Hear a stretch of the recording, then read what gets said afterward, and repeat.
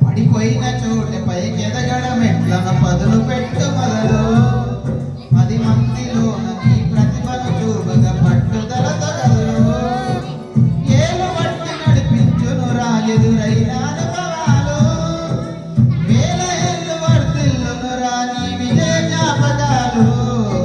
రాదురా ఏ విజయం నీ కోసం నా కోసం ఎటు పోదురా చేసిన కష్టం ఎప్పటికైనా సొంతం కాలంలో పయనించేవాడికి కానిది ఏముంది సాధనతోనే సాధ్యమవునని సదాశయంతో సాగర ముందుకు రాదురా ఏ విజయం నీ కోసం నా కోసం ఎటు పోదురా చేసిన కష్టం ఎప్పటికైనా సొంతం